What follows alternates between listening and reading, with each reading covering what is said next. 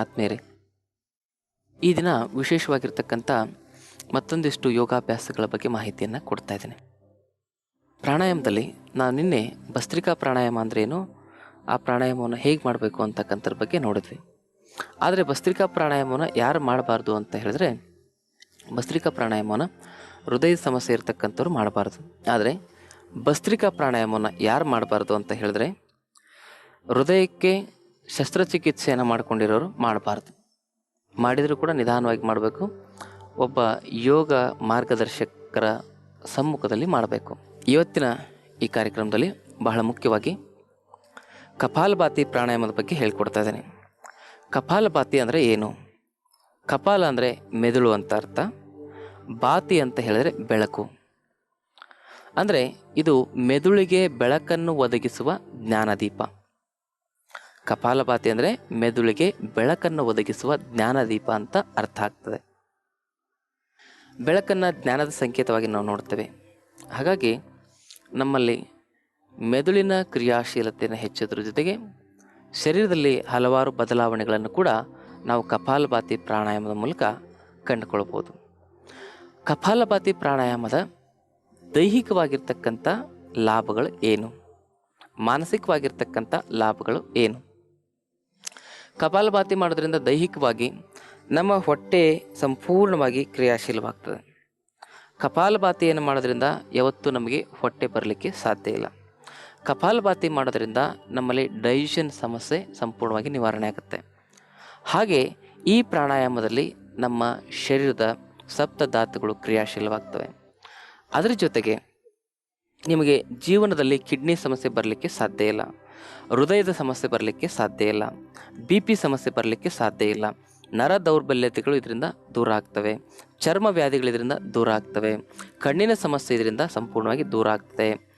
ನಿಮ್ಮ ಶರೀರದಲ್ಲಿರ್ತಕ್ಕಂಥ ಎಲ್ಲ ಸಮಸ್ಯೆಗಳು ಕೂಡ ಬಾರದಂತೆ ತಡೆಯಲು ಒಂದು ಅತಿ ಉಪಯುಕ್ತವಾಗಿರ್ತಕ್ಕಂಥ ಉಪಾಯ ಈ ಕಪಾಲಭಾತಿ ಪ್ರಾಣಾಯಾಮ. ಕಪಾಲಭಾತಿ ಪ್ರಾಣಾಯಾಮವನ್ನು ಬೇರೆ ಬೇರೆ ಕಾಯಿಲೆ ಇದ್ದವರು ಬೇರೆ ಬೇರೆ ಮುದ್ರೆಗಳ ಮೂಲಕ ಅಭ್ಯಾಸ ಮಾಡಬೇಕಾಗ್ತದೆ. ಯಾವುದೇ ಸಮಸ್ಯೆ ಇದ್ದರೂ ಕೂಡ ನಾವು ಕಪಾಲಭಾತಿಯ ಮೂಲಕ ಆ ಸಮಸ್ಯೆಯನ್ನು ನಿವಾರಣೆ ಮಾಡಿರ್ತಕ್ಕಂಥ ನೂರಾರು ಉದಾಹರಣೆಗಳು ನಮ್ಮ ಹತ್ರ ಇದ್ದಾವೆ, ಗೊತ್ತಾಯ್ತಲ್ಲ. ಹಾಗಾಗಿ ಕಪಾಲಭಾತಿ ಅಂದರೆ ಸರ್ವ ರೋಗಕ್ಕೂ ಸಂಜೀವಿನಿ ಇದ್ದ ಹಾಗೆ. ಕಪಾಲಭಾತಿಯಲ್ಲಿ ಆಗ್ತಕ್ಕಂಥ ದೈಹಿಕವಾಗಿರ್ತಕ್ಕಂಥ ಫಿಸಿಯಾಲಜಿಕಲ್ ಚೇಂಜಸ್ ಏನು, ಶರೀರ ಕ್ರಿಯಾಶಾಸ್ತ್ರದಲ್ಲಿ ಆಗ್ತಕ್ಕಂಥ ಬದಲಾವಣೆಗಳು ಏನು, ಶರೀರದಲ್ಲಿರ್ತಕ್ಕಂಥ ಎಲ್ಲ ಅಂಗಾಂಗಗಳ ಪುನರ್ರಚನೆ ಆಗ್ತದೆ. ಅಂದರೆ ಡಿಜನರೇಟಿವ್ ಆಗಿರ್ತಕ್ಕಂಥ ಸೆಲ್ಗಳ ಕೊರತೆಯನ್ನು ಇದು ರೀಜನರೇಟ್ ಮಾಡೋದ್ರ ಮೂಲಕ ನೀಗಿಸುತ್ತೆ. ಲಿವರ್ ಸೆಲ್ ಡಿಜನರೇಟ್ ಆದರೆ ಲಿವರ್ ಸಮಸ್ಯೆ ಬರ್ತದೆ, ಕಿಡ್ನಿ ಸೆಲ್ ಡಿಜನರೇಟ್ ಆದರೆ ಕಿಡ್ನಿ ಸಮಸ್ಯೆ ಬರ್ತದೆ, ಹಾರ್ಟ್ ಸೆಲ್ ಡಿಜನರೇಟ್ ಆದರೆ ಹಾರ್ಟ್ ಸಮಸ್ಯೆ ಬರ್ತದೆ, ಬೋನ್ ಸೆಲ್ ಡಿಜನರೇಟ್ ಆದರೆ ಬೋನ್ ಸಮಸ್ಯೆ ಬರ್ತದೆ, ಸ್ಕಿನ್ ಸೆಲ್ ಡಿಜನರೇಟ್ ಆದರೆ ಸ್ಕಿನ್ ಸಮಸ್ಯೆ ಬರ್ತದೆ, ಐಸ್ ಸೆಲ್ ಡಿಜನರೇಟ್ ಆದರೆ ಐಸ್ ಸಮಸ್ಯೆ ಬರ್ತದೆ. ಅಂದರೆ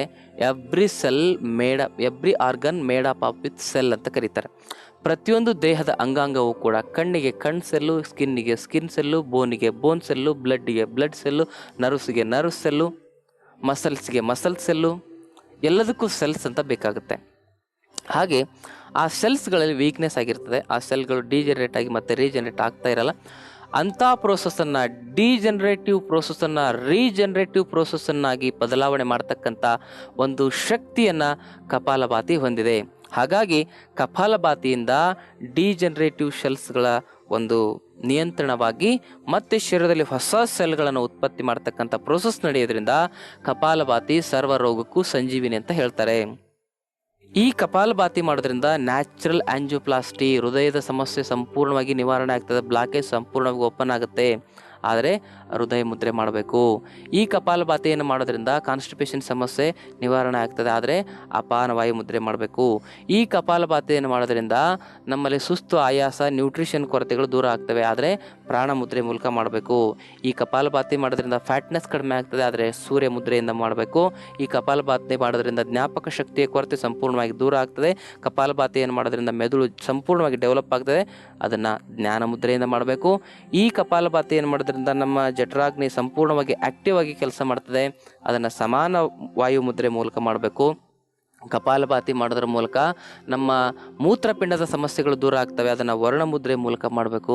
ಕಪಾಲಭಾತಿ ಮಾಡೋದ್ರ ಮೂಲಕ ನಮ್ಮ ಶರೀರದಲ್ಲಿ ಎಲ್ಲ ಸಪ್ತಧಾತುಗಳು ಕ್ರಿಯಾಶೀಲವಾಗಿ ಮತ್ತು ಸ್ಪೇಸ್ ಎಲಿಮೆಂಟ್ ಕೂಡ ಸಂಪೂರ್ಣವಾಗಿ ಕ್ರಿಯಾಶೀಲವಾಗ್ತದೆ. ಅದನ್ನು ಆಕಾಶ ಮುದ್ರೆಯಲ್ಲಿ ಮಾಡಬೇಕು.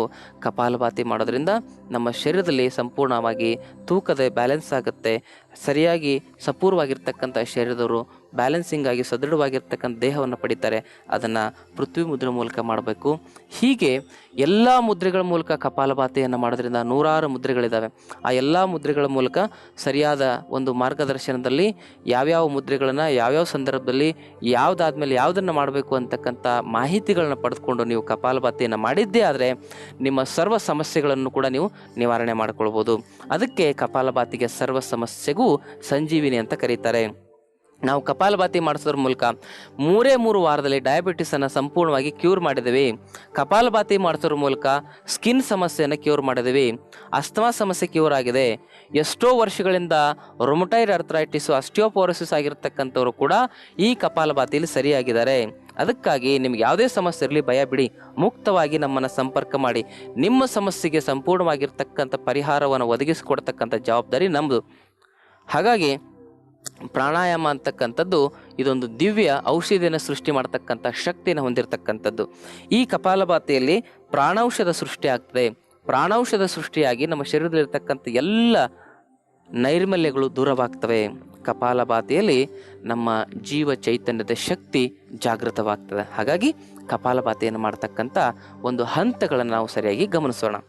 ಮೊದಲನೇದಾಗಿ ಕಪಾಲಭಾತಿ ಪ್ರಾರಂಭ ಮಾಡೋದಕ್ಕಿಂತ ಮೊದಲು ನಮ್ಮ ಮೂಗಿನ ಹೊಳ್ಳೆಗಳನ್ನು ನಾವು ಸರಿಯಾಗಿ ಗಮನಿಸ್ಕೊಳ್ಬೇಕು.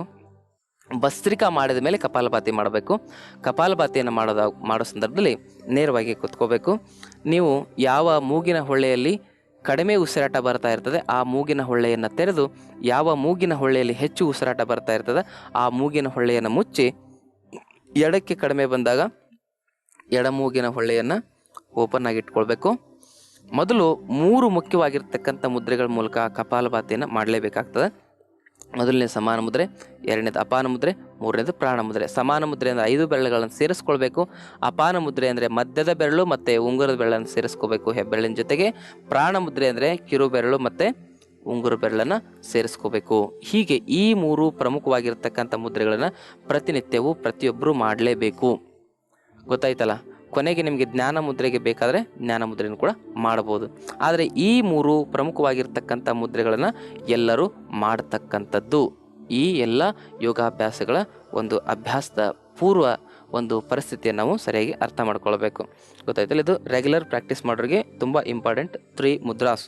ನೇರವಾಗಿ ಕುತ್ಕೊಂಡು ಈಗ ಎಡಗಡೆ ಕಡಿಮೆ ಇದೆಯಲ್ಲ ಅದಕ್ಕೆ ಸಮಾನ ಮುದ್ರೆಯಲ್ಲಿ 1 ನಿಮಿಷ ಎಕ್ಸಲೇಷನ್ ಮಾಡೋದು. ಅಪಾನ ಮುದ್ರೆಯಲ್ಲಿ 1 ನಿಮಿಷ, ಪ್ರಾಣ ಮುದ್ರೆಯಲ್ಲಿ 1 ನಿಮಿಷ, ಸಮಾನ ಮುದ್ರೆಯಲ್ಲಿ 1 ನಿಮಿಷ, ಅಪಾನ ಮುದ್ರೆಯಲ್ಲಿ 1 ನಿಮಿಷ, ಪ್ರಾಣ ಮುದ್ರೆಯಲ್ಲಿ 1 ನಿಮಿಷ. ಹೀಗೆ 3 ನಿಮಿಷ. 1 ಸೆಕೆಂಡ್ 1 ಸ್ಟ್ರೋಕ್ ಆದರೂ ಕೂಡ 60 × 3 180 ಅಂದರೆ 180 ಬಾರಿ ಈ ಕಡೆಗೆ ಎಕ್ಸಲೇಷನ್ ಮಾಡಬೇಕು. ಹೃದಯ ಸಮಸ್ಯೆ ಇರ್ತಕ್ಕಂಥವ್ರು 3 ಸೆಕೆಂಡಿಗೆ 1 ಸರಿ ಮಾಡಬೇಕು. BP ಸಮಸ್ಯೆ ಇರ್ತಕ್ಕಂಥವ್ರು ಕೂಡ ನಿಧಾನ ಮಾಡಬೇಕು. ನಾರ್ಮಲ್ ಆಗಿರೋರು 1 ಸೆಕೆಂಡಿಗೆ 1 ಸರಿ ಮಾಡ್ಬೋದು. ಮ್ಯಾಕ್ಸಿಮಮ್ 2 ಸರಿ 3 ಸರಿ ಮಾಡ್ಕೋಬೋದು. ಹೇಗೆ ಅಂದರೆ ವೇಗವಾಗಿ ಅಂದರೆ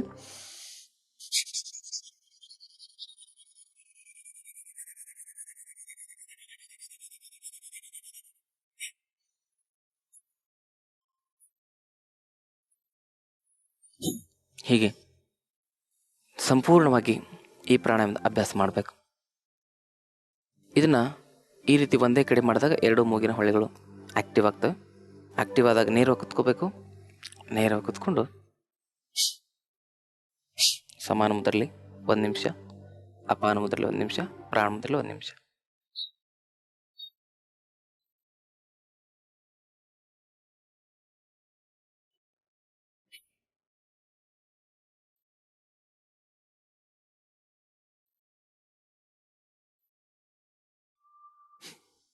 ಹೀಗೆ ಅಭ್ಯಾಸವನ್ನು ಮಾಡಬೇಕು.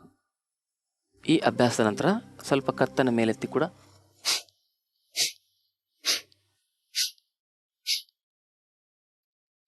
ಕತ್ತು ಕೆಳಗೆ ಮಾಡಿ ಕೂಡ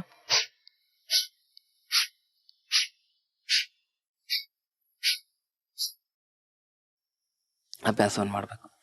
ಅಂದರೆ ಹೀಗೆ ಲೆಫ್ಟಲ್ಲಿ ತಿರುಗಿ ಅಥವಾ ರೈಟಲ್ಲಿ ಬ್ಲಾಕ್ ಇದೆ ರೈಟಲ್ಲಿ ತಿರುಗಿ 3 ನಿಮಿಷ ಈ 3 ಮುದ್ರೆಗಳಲ್ಲಿ ಅಭ್ಯಾಸ ಮಾಡಿದ್ಮೇಲೆ ನೇರವಾಗಿ ಕುತ್ಕೊಂಡು 3 ನಿಮಿಷ ಅಂದರೆ 6 ನಿಮಿಷ ಕಂಪಲ್ಸರಿ ಅಭ್ಯಾಸ ಮಾಡಲೇಬೇಕು ಕಪಾಲಭಾತಿನ.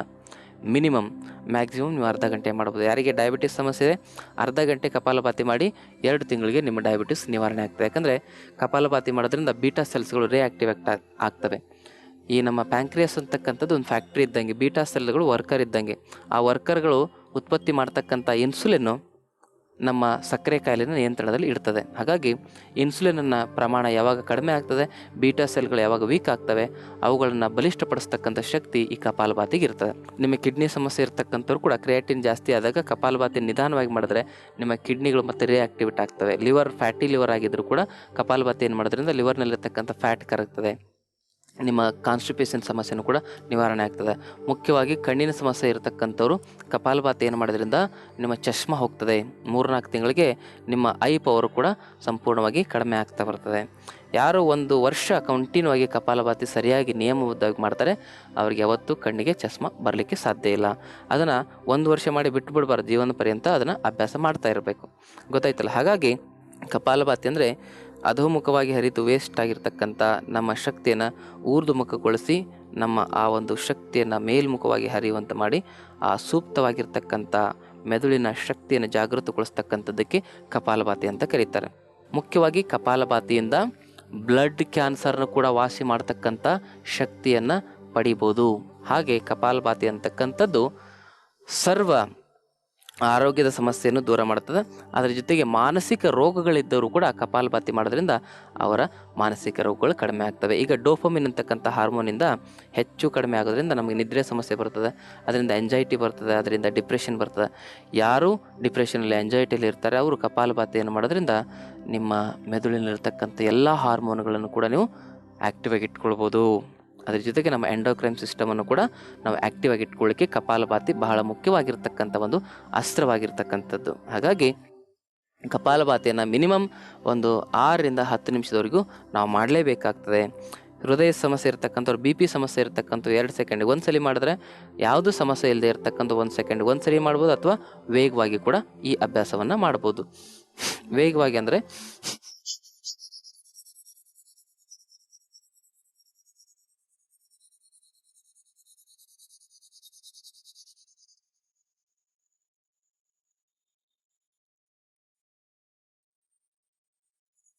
ಈ ಪ್ರೊಸೆಸ್ಸಲ್ಲಿ ಕೆಲವು ಜನರಿಗೆ ಈ ಪ್ರೊಸೆಸ್ ಮಾಡಲಿಕ್ಕೆ ಆಗಲ್ಲ. ಯಾಕಂದರೆ ಸ್ವಲ್ಪ ಉಸಿರಾಟದಲ್ಲಿ ಸ್ಟ್ರೆಂತ್ ಕಡಿಮೆ ಇರ್ತದೆ. ಅದಕ್ಕಾಗಿ ಉಸಿರಾಟದಲ್ಲಿ ಸ್ಟ್ರೆಂತ್ ಬರಬೇಕಂತಾನೆ ನಾವೇನು ಮಾಡ್ತೀವಿ, ಭಸ್ತ್ರಿಕಾ ಪ್ರಾಣಾಯಾಮ ಮಾಡ್ತೇವೆ. ಭಸ್ತ್ರಿಕಾ ಮಾಡಿದ ನಂತರ ಕಪಾಲಭಾತಿ ಮಾಡ್ತಕ್ಕಂಥದ್ದು. ಮತ್ತು ಇನ್ನೊಂದಂದರೆ ಕಪಾಲಭಾತಿ ಮಾಡೋ ಸಂದರ್ಭದಲ್ಲಿ ಬಹಳ ಮುಖ್ಯವಾಗಿ ನಮ್ಮ ಹೊಟ್ಟೆ ಖಾಲಿ ಇರಬೇಕು. ತುಂಬಿದ ಹೊಟ್ಟೆಯಲ್ಲಿ ಮಧ್ಯಾಹ್ನ ಟೈಮಲ್ಲಿ ಕಪಾಲಭಾತಿ ಮಾಡಬಾರ್ದು. ಬೆಳಗಿನ ಜಾವದಲ್ಲಿ ಮಾತ್ರ ಕಪಾಲಭಾತಿ ಮಾಡಲು ಸೂಕ್ತ. ಮಧ್ಯಾಹ್ನ ಊಟ ಮಾಡಿ ಮಿನಿಮಮ್ 6 ಗಂಟೆ 5 ಗಂಟೆ ಗ್ಯಾಪ್ ಇರಬೇಕು. ಅಂದರೆ ಸಂಜೆ ಅಭ್ಯಾಸದಲ್ಲಿ ಕಪಾಲಭಾತಿಯನ್ನು ಮಾಡಬಹುದು. ಇಲ್ಲಾಂದರೆ ಖಾಲಿ ಹೊಟ್ಟೆ ಇಲ್ಲದೆ ಇದ್ದರೆ ಕಪಾಲಭಾತಿ ಮಾಡಿದ್ರೆ, ಅಥವಾ ಹೊಟ್ಟೆಯಲ್ಲಿ ಮಲವನ್ನು ನಾವು ತುಂಬಿಕೊಂಡು ಕಪಾಲಭಾತಿ ಮಾಡಿದ್ರೆ ಆ ಟಾಕ್ಸಿನ್ ಏನಾಗುತ್ತೆ, ಮೇಲೆ ಹೋಗುತ್ತೆ. ಹೊಟ್ಟೆಲಿರ್ತಕ್ಕಂಥ ಟಾಕ್ಸಿನ್ನು, ಹೊಟ್ಟೆಯಲ್ಲಿ ಮಲಮೂತ್ರಗಳ ಒಂದು ಟಾಕ್ಸಿಸಿಟಿ ಜಾಸ್ತಿ ಆದಾಗ ನಾವು ಕಪಾಲಭಾತಿ ಮಾಡಿದ್ರೆ ನಾವು ಎನರ್ಜಿಯನ್ನು ಮೇಲೆ ಕಳಿಸೋದ್ರ ಬದಲಾಗಿ ಆ ಹೊಲಸನ್ನು ಮೇಲೆ ಕಳಿಸ್ದಂಗೆ ಆಗುತ್ತೆ. ಹೊಲಸನ್ನು ಮೇಲೆ ಕಳಿಸ್ದಾಗ ಅದರಿಂದ ತೊಂದರೆ ಆಗುತ್ತೆ. ಅದಕ್ಕೆ ಹೊಟ್ಟೆಯನ್ನು ಸ್ವಚ್ಛವಾಗಿ ಇಟ್ಕೊಂಡು ಮಾತ್ರ ಕಪಾಲಭಾತಿ ಮಾಡಬೇಕು. ಹೊಟ್ಟೆ ಸ್ವಚ್ಛವಾಗಿಲ್ಲದೆ ಇದ್ದರೆ ಹೊಟ್ಟೆ ಸ್ವಚ್ಛ ಮಾಡಲಿಕ್ಕಾಗಿ ನಮ್ಮ ಹತ್ರ ಔಷಧಿಗಳಿದ್ದಾವೆ. ನಮ್ಮ ಹತ್ರ ಸುಲಭ ಶೌಚದ ಔಷಧಿಗಳಿದ್ದಾವೆ. ಶರೀರದ ಸಂಪೂರ್ಣವಾಗಿ ಸ್ವಚ್ಛೀಕರಣಕ್ಕಾಗಿ ನಾವು ಪಂಚಕರ್ಮ ಚಿಕಿತ್ಸೆಯನ್ನು ಕೂಡ ಮಾಡ್ತೇವೆ. ಅದನ್ನು ಮಾಡಿಸ್ಕೊಂಡಾಗ ನಿಮ್ಮ ಶರೀರ ಶುದ್ಧವಾಗ್ತದೆ. ಶರೀರ ಶುದ್ಧವಾಗಿರುವಾಗ ಪ್ರಾಣಾಯಾಮಗಳನ್ನು ಮಾಡಿದರೆ ಹೆಚ್ಚು ಲಾಭ ಸಿಗ್ತದೆ. ಶರೀರದಲ್ಲಿ ಯಾವುದೇ ಒಂದು ಮಲ ವಿಸರ್ಜನೆಯ ಸಮಸ್ಯೆಗಳಿದ್ದವರು ನೀವೇನು ಮಾಡಬೇಕು, ಬಸ್ತಿ ಚಿಕಿತ್ಸೆ ಏನಾದರೂ ತೆಗೆದುಕೊಳ್ಬೇಕು, ಅಥವಾ ವಿರೇಚನ ಔಷಧಿಗಳನ್ನಾದರೂ ತೆಗೆದುಕೊಳ್ಬೇಕು. ಇಲ್ಲದೆ ನೀವು ಹಾಗೆ ಹೊಟ್ಟೆಯಲ್ಲಿ ಗಲೀಜನ್ನು ಇಟ್ಕೊಂಡು ಕಪಾಲಭಾತಿ ಆಗಲಿ ಯಾವುದೇ ಪ್ರಾಣಾಯಾಮ ಆಗಲಿ ಮಾಡಿದ್ರೆ ಅದರಿಂದ ದುಷ್ಪರಿಣಾಮಗಳು ಜಾಸ್ತಿ ಆಗ್ತವೆ, ಅಡ್ಡ ಪರಿಣಾಮಗಳು ಜಾಸ್ತಿ ಆಗ್ತವೆ. ಅದಕ್ಕಾಗಿ ನೀವು ಪ್ರಾಣಾಯಾಮ ಮಾಡೋ ಸಂದರ್ಭದಲ್ಲಿ ಎಚ್ಚರವನ್ನು ವಹಿಸಿ ಮಾಡಬೇಕು. ಕೆಲವು ಸಂದರ್ಭದಲ್ಲಿ ನಿಮ್ಗೆ ಯಾವುದೇ ಸಮಸ್ಯೆ ಇದ್ದರೂ ಕೂಡ ನೀವು ಕಪಾಲಭಾತಿಯನ್ನು ಮಾಡೋ ಸಂದರ್ಭದಲ್ಲಿ ಮಂತ್ರಗಳ ಮೂಲಕ ಕೂಡ ನೀವು ಅಭ್ಯಾಸವನ್ನು ಮಾಡ್ಬೋದು. ಮಂತ್ರಗಳ ಮೂಲಕ ಅಂದರೆ ಲಂ ಅಂತಕ್ಕಂಥ ಮಂತ್ರದ ಮೂಲಕ ನೀವು ಕಪಾಲಭಾತಿಯನ್ನು ಅಭ್ಯಾಸ ಮಾಡಿದ್ರೆ ಮೂಲಾಧಾರದ ಸಮಸ್ಯೆಗಳು ನಿವಾರಣೆ ಆಗ್ತವೆ. ವಂ ಅಂತಕ್ಕಂಥ ಒಂದು ಮಂತ್ರದ ಮೂಲಕ ನೀವು ಕಪಾಲಭಾತಿಯನ್ನು ಮಾಡಿದ್ರೆ ನಿಮ್ಮ ಸ್ವಾದಿಷ್ಠಾನದ ಸಮಸ್ಯೆಗಳು ದೂರ ಆಗ್ತವೆ. ರಂ ಅಂತಕ್ಕಂಥ ಒಂದು ಮಂತ್ರದ ಮೂಲಕ ನೀವು ಕಪಾಲಭಾತಿಯನ್ನು ಮಾಡಿದ್ರೆ ನಿಮ್ಮ ಮಣಿಪುರ ಚಕ್ರದ ಸಮಸ್ಯೆ ದೂರ ಆಗ್ತವೆ. ಎಂ ಅಂತಕ್ಕಂಥ ಮಂತ್ರದ ಮೂಲಕ ಕಪಾಲಭಾತಿಯನ್ನು ಮಾಡೋದ್ರಿಂದ ನಿಮ್ಮ ನಾನಾಹತ ಚಕ್ರದ ಸಮಸ್ಯೆಗಳು ದೂರ ಆಗ್ತವೆ. ಹಂ ಅಂತಕ್ಕಂಥ ಒಂದು ಮಂತ್ರದ ಮೂಲಕ ನೀವು ಕಪಾಲಭಾತಿಯನ್ನು ಮಾಡೋದ್ರಿಂದ ವಿಶುದ್ಧಿ ಚಕ್ರದ ಸಮಸ್ಯೆಗಳು ದೂರ ಆಗ್ತವೆ. ಓಂ ಅಂತಕ್ಕಂಥ ಪ್ರಣವ ಮಂತ್ರದ ಮೂಲಕ ನೀವು ಕಪಾಲಭಾತಿಯನ್ನು ಮಾಡೋದ್ರಿಂದ ನಿಮ್ಮ ಮೆದುಳಿಗೆ ಸಂಬಂಧಪಟ್ಟಿರ್ತಕ್ಕಂಥ ಸಮಸ್ಯೆಗಳಾಗಿರಬಹುದು, ಇಡೀ ಶರೀರದಲ್ಲಿ ಆ್ಯಕ್ಟಿವ್ ಆಗಿರ್ತಕ್ಕಂಥ, ಇಡೀ ಶರೀರದಲ್ಲಿ ತುಂಬಿಕೊಂಡಿರ್ತಕ್ಕಂಥ ಆ ಒಂದು ಸೆನ್ಸಿಟಿವಿಟಿಗೆ ಸಂಬಂಧಪಟ್ಟಿರ್ತಕ್ಕಂಥ ಸಮಸ್ಯೆಗಳನ್ನು ನೀವು ಸಂಪೂರ್ಣವಾಗಿ ನಿವಾರಣೆ ಮಾಡಿಕೊಳ್ಬೋದು. ಹಾಗೆ ನಮ ಶಿವಾಯ ಓಂ ಅಂತಕ್ಕಂಥ ಪ್ರಣವ ಪಂಚಾಕ್ಷರ ಮಂತ್ರವೂ ಕೂಡ ಈ ನಮ್ಮ ಚಕ್ರಗಳಿಗೆ ಆಧಾರವಾಗಿ ಕೆಲಸ ಮಾಡ್ತದೆ. ನಿಮ್ಗೆ ಯಾರಿಗಾದರೂ ಮೂಲಾಧಾರಕ್ಕೆ ಸಂಬಂಧಪಟ್ಟಿರ್ತಕ್ಕಂಥ ಅಂದರೆ ಮಲ ವಿಸರ್ಜನೆ ಮಾಡ್ತಕ್ಕಂಥ ಜಾಗದಲ್ಲಿ ಸಮಸ್ಯೆಗಳಿದ್ರೆ ನ ಅಂತಕ್ಕಂಥ ಮಂತ್ರವನ್ನು ಮನಸ್ಸಿನಲ್ಲಿ ಉಚ್ಚಾರ ಮಾಡ್ತಕ್ಕ ಈ ಕಪಾಲಭಾತಿ ಮಾಡಿದ್ರೆ ಅದು ಸಮಸ್ಯೆ ನಿವಾರಣೆ ಆಗ್ತದೆ. ಸ್ವಾದಿಷ್ಠಾನ ಚಕ್ರ ಅಂದರೆ ಮೂತ್ರ ಮಾಡೋ ಜಾಗದಲ್ಲಿ ಯಾವ್ದಾದ್ರು ಸಮಸ್ಯೆಗಳಿದ್ರೆ, ಅದಕ್ಕೆ ರಿಲೇಟೆಡ್ ಆಗಿರ್ತಕ್ಕಂಥ ಲೈಂಗಿಕ ಸಮಸ್ಯೆಗಳಿದ್ರೆ ಮಕಾರದ ಮೂಲಕ ನಾವು ಪ್ರಾಣಾಯಾಮ ಮಾಡಬೇಕು. ನಮ್ಮ ಹೊಟ್ಟೆಗೆ ಸಂಬಂಧಪಟ್ಟಿರ್ತಕ್ಕಂಥ ಡೈಜೆಷನ್ ಸಮಸ್ಯೆ ನಿವಾರಣೆ ಮಾಡಲಿಕ್ಕೆ ಶಿಕಾರದ ಮೂಲಕ ಕಪಾಲಭಾತಿಯನ್ನು ಪ್ರಾಣಾಯಾಮ ಮಾಡಬೇಕು. ಹೃದಯಕ್ಕೆ ಸಂಬಂಧಪಟ್ಟಿರ್ತಕ್ಕಂಥ ಸಮಸ್ಯೆಗಳಿದ್ರೆ ಯಕಾರದ ಮೂಲಕ ನಾವು ಕಪಾಲಭಾತಿ ಪ್ರಾಣಾಯಾಮ ಮಾಡ್ಬೋದು. ಇಲ್ಲಿ ಇರ್ತಕ್ಕಂಥ ವಿಶುದ್ಧಿ ಚಕ್ರ ನ ಮ ಶಿವ ಯ ಅಂತಕ್ಕಂಥ ಮಂತ್ರದ ಮೂಲಕ ನಾವು ವಿಶುದ್ಧಿ ಚಕ್ರವನ್ನು ಕೂಡ ಜಾಗೃತಗೊಳಿಸ್ಕೊಂಡು ನಮ್ಮ ಥೈರಾಯ್ಡ್ ಸಮಸ್ಯೆಯನ್ನು ಕೂಡ ನಾವು ವಾಸಿ ಮಾಡ್ಕೊಳ್ಬೋದು. ಇಲ್ಲಿರ್ತಕ್ಕಂಥ ಗಾಯಟ್ರಿ ಸಮಸ್ಯೆ ಆಗಿರ್ಬೋದು, ಗಂಟಲಿಗೆ ಸಂಬಂಧಪಟ್ಟಿರ್ತಕ್ಕಂಥ ಎಲ್ಲ ಸಮಸ್ಯೆಗಳನ್ನು ಕೂಡ ಯಕಾರ ಉಚ್ಚಾರಣೆಯ ಮೂಲಕ ಕಪಾಲಭಾತಿ ಮಾಡೋದ್ರ ಮೂಲಕ ನಾವು ಸರಿ ಮಾಡ್ಕೋಬೋದು. ಓಂಕಾರದ ಮೂಲಕ ನಾವು ಪ್ರಣವೋಂಕಾರದಲ್ಲಿ ಅತೀಂದ್ರಿಯ ಶಕ್ತಿಯನ್ನು ಪಡ್ಕೊಳ್ತಕ್ಕಂಥ ಶಕ್ತಿ ಇದೆ. ಹಾಗಾಗಿ ನಮ ಶಿವಾಯ ಓಂ ಅಂತಕ್ಕಂಥದ್ದು ನಮ್ಮ ಷಟ್ಚಕ್ರಗಳಿಗೆ ಸಂಬಂಧಪಟ್ಟಿರ್ತಕ್ಕಂಥ ಮಂತ್ರವಾಗಿರೋದ್ರಿಂದ ನಕಾರ ಮೂಲಾಧಾರ, ಮಕಾರ ಸ್ವಾದಿಷ್ಠಾನ, ಶಿಕಾರ ಮಣಿಪೂರಕ, ವಕಾರ ಅನಾಹತ, ಯಕಾರ ವಿಶುದ್ಧಿ, ಓಂಕಾರ ಆಜ್ಞಾ ಮತ್ತು ಸಹಸ್ರಾರದಲ್ಲಿ ನಮ್ಮ ಶಕ್ತಿಯನ್ನು ಜಾಗೃತಗೊಳಿಸ್ತಕ್ಕಂಥ ಬೀಜ ಮಂತ್ರವಾಗಿದ್ದಾವೆ. ಹಾಗಾಗಿ ಮಂತ್ರಗಳ ಮೂಲಕನೂ ಕೂಡ ನೀವು ಈ ಒಂದು ಕಪಾಲಭಾತಿಯನ್ನು ಮಾಡ್ಬೋದು. ಆದರೆ ಮಂತ್ರವನ್ನು ಬಾಯಿ ಬಿಟ್ಟು ಹೇಳಲ್ಲ. ಈಗ ಮಾಡಿದಾಗ ಮನಸ್ಸಲ್ಲೇ ನ ಅಂತ ಹೇಳೋದು, ಮಾಡಿದಾಗ ಮ ಅಂತ ಹೇಳೋದು, ಶ್ರೀ ವಾ ಯ ಓಂ ಅಂತ ಮನಸ್ಸಲ್ಲಿ ಹೇಳ್ಬೇಕು, ಬಾಯಿ ಬಿಟ್ಟಲ್ಲ. ಈ ರೀತಿ ಹೇಳ್ತಾ ಹೋದರೆ ಇನ್ನಷ್ಟು ನಿಮಗೆ ಸೂಕ್ತ ಶಕ್ತಿಯ ಜಾಗೃತವಾಗ್ತಕ್ಕಂಥ ಒಂದು ಕಂಡೀಷನ್ ಬರ್ತದೆ. ನಮಃ ಶಿವಾಯ ಓಂ ಅಥವಾ ಲಂ ವಂ ರಂ ಯಂ ಅಂ ಓಂ ಅಂತಕ್ಕಂಥ ಈ ಒಂದು ಮಂತ್ರಗಳ ಮೂಲಕ ನೀವು ಈ ಒಂದು ಪ್ರಾಣಾಯಾಮವನ್ನು ಮಾಡೋದ್ರ ಮೂಲಕ ನೀವು ಆರೋಗ್ಯದ ಸಮಸ್ಯೆಗಳನ್ನು ದೂರ ಮಾಡ್ಕೋಬೋದು. ಮಾನಸಿಕ ಸಮಸ್ಯೆಗಳನ್ನು ಕೂಡ ನೀವು ಈ ಒಂದು ಮಂತ್ರ ಉಚ್ಚಾರಣೆ ಮೂಲಕ ನಿಮ್ಮ ಆರೋಗ್ಯದ ಸಮಸ್ಯೆಯ ಮಾನಸಿಕ ವಿಕಾರಗಳನ್ನು ಕೂಡ ನೀವು ದೂರ ಮಾಡ್ಕೊಳ್ಬೋದು. ಮತ್ತು ಕಪಾಲಭಾತಿಯನ್ನು ಮಾಡೋರು ಮುಖ್ಯವಾಗಿ ಏನು ಮಾಡ್ಕೊಂಡಿರಬೇಕು ಅಂತ ಹೇಳಿದ್ರೆ, ಬೆನ್ನು ಹುರಿಯನ್ನು ನೇರವಾಗಿ ಇಟ್ಕೊಂಡಿರಬೇಕು. ಬೆನ್ನು ಹುರಿ ಬೆಂಡಾದಾಗ ಆ ಪ್ರಾಣ ಅಲ್ಲೇ ಸ್ಟ್ರಕ್ ಆಗುತ್ತೆ. ಅದಕ್ಕೆ ಸ್ಥಿರಂ ಸುಖಂ ಆಸನಂ ಅಂತ ಕರೀತಾರೆ. ಯಾವುದೇ ಪ್ರಾಣಾಯಾಮ ಮಾಡಲಿ ಬೆನ್ನು ಹುರಿ ನೇರವಾಗಿ ಇಟ್ಕೊಂಡು ಅಭ್ಯಾಸ ಮಾಡ್ತಕ್ಕಂಥದ್ದು ಬಹಳ ಮುಖ್ಯವಾಗಿರ್ತಕ್ಕಂಥದ್ದು. ಈಗ ಇನ್ನೊಮ್ಮೆ ಈ ಕಪಾಲಭಾತಿಯನ್ನು ಹೇಗೆ ಮಾಡೋದು ಅಂತಕ್ಕಂಥದ್ದನ್ನು ನೋಡಿ. ಕೆಲವು ಜನ ಏನು ಮಾಡ್ತಾರೆ ಅಂದರೆ ಕಪಾಲಭಾತಿ ಮಾಡೋ ಸಂದರ್ಭದಲ್ಲಿ ಮುಖವನ್ನು ಕ್ಯೂಸ್ತಾರೆ. ಹಿಂಗೆ ಮುಖ ಕ್ಯೂಚಬಾರ್ದು. ಮುಖ ರಿಲ್ಯಾಕ್ಸ್ ಆಗಿರಬೇಕು, ಹಣೆ ರಿಲ್ಯಾಕ್ಸ್ ಆಗಿರಬೇಕು, ಕೈಗಳು ರಿಲ್ಯಾಕ್ಸ್ ಆಗಿರಬೇಕು. ಸಂಪೂರ್ಣವಾಗಿ ಉಸಿರನ್ನ ಹೊರಗಡೆ ಬಿಡಲಿಕ್ಕೆ ಪ್ರಯತ್ನ ಮಾಡಬೇಕು. ಉಸಿರು ಹೊರಗಡೆ ಬಿಡಬೇಕು, ಉಸಿರು ಒಳಗಡೆ ತಗೋಬಾರ್ದು. ಕೆಲವು ಜನ ಕಪಾಲಭಾತಿ ಅಂದರೆ ಈ ಥರ ಉಸಿರು ಒಳಗೆ ತಗೊತಾರೆ. ಉಸಿರು ಒಳಗಡೆ ತಗೊಳ್ಳೋದ್ರಿಂದ ಸಮಸ್ಯೆ ಆಗ್ತದೆ, ತಲೆ ಭಾರ ಆಗ್ತದೆ. ಮಾಡೋದ್ರಿಂದ ನಾವೇನು ಮಾಡಬೇಕು, ಉಸಿರನ್ನ ಹೊರಗಡೆ ಬಿಡಬೇಕು. ಉಸಿರು ಹೊರಗಡೆ ಬಿಟ್ಟಾಗ ಹೊಟ್ಟೆ ಒಳಗಡೆ ಹೋಗ್ತದೆ. ಇನ್ನು ಕೆಲವು ಜನ ಉಸಿರು ಹೊರಗಡೆ ಬಿಟ್ಟಾಗ ಹೊಟ್ಟೆ ಉಬ್ಬಿಸ್ತಾರೆ ಹಿಂಗೆ. ಅದೇನಾಗ್ತದೆ, ಅವ್ರಿಗೆ ಬ್ಯಾಲೆನ್ಸ್ ಇಲ್ಲದೆ ಹಂಗೆ ಆಗ್ತದೆ. ಆದರೆ ನಿರಂತರವಾಗಿ ನಾವು ಅಭ್ಯಾಸ ಮಾಡ್ತಾ ಹೋದರೆ ಹೊಟ್ಟೆ ಒಳಗೆ ಹೋಗ್ತದೆ. ಕಪಾಲಭಾತಿಯ ಪ್ರತಿಯೊಂದು ಸ್ಟ್ರೋಕಲ್ಲೂ ಕೂಡ ನಮ್ಮ ಹೊಟ್ಟೆ ಒಳಗೆ ಹೋಗ್ಬೇಕು.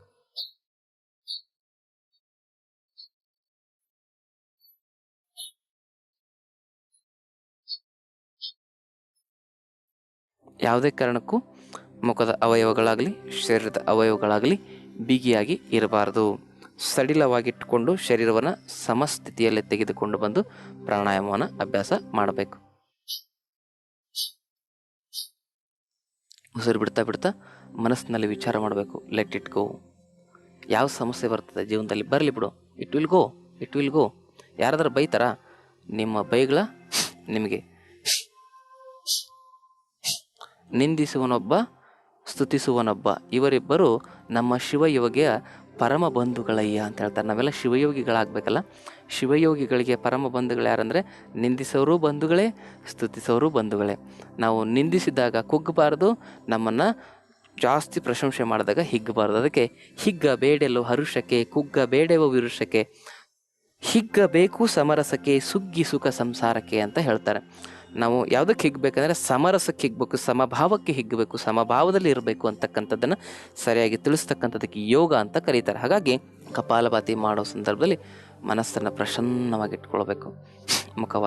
ಮುಖದ ಎಲ್ಲ ಅವಯವಗಳು ಕೂಡ ಪ್ರಸನ್ನವಾಗಿ ಸಡಿಲವಾಗಿರಬೇಕು.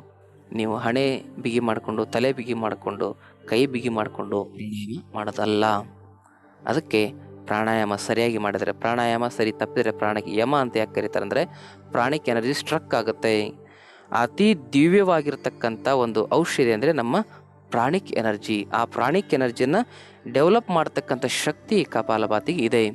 ಪ್ರಾಣವೇ ಔಷಧಿಯನ್ನಾಗಿ ಪರಿವರ್ತನೆ ಮಾಡ್ತಕ್ಕಂಥ ಒಂದು ಶಕ್ತಿ ಕಪಾಲಭಾತಿಗಿದೆ. ಅದಕ್ಕೆ ಇಲ್ಲಿರ್ತಕ್ಕಂಥ ಎಲ್ಲ ಪ್ರಾಣಿಕ್ ಎನರ್ಜಿಯನ್ನು, ಪ್ರಾಣಿಕ್ ಫೋರ್ಸನ್ನು ಇಡೀ ಶರೀರದ ತುಂಬೆಲ್ಲ ಹರಡಿಸ್ತಕ್ಕಂಥ ಒಂದು ಪ್ರಕ್ರಿಯೆಗೆ ಕಪಾಲಭಾತಿ ಅಂತ ಕರೀತಾರೆ. ಯಾಕಂದರೆ ಈ ಭಾಗದಲ್ಲಿ ನಮ್ಮ ಪ್ರಾಣದ ಮೂಲ ಸ್ಥಾನ ಇರ್ತದೆ. ಇದೇ ನಮ್ಮ ಪ್ರಾಣದ ಮೂಲ ಸ್ಥಾನ. ತಾಯಿ ಗರ್ಭದಲ್ಲಿ ನಮ್ಮ ಜನನದ ಪೂರ್ವದಲ್ಲಿ, ಪ್ರಾರಂಭದಲ್ಲಿ ನಮ್ಮ ನಾಭಿ ಸೃಷ್ಟಿಯಾಗ್ತದೆ.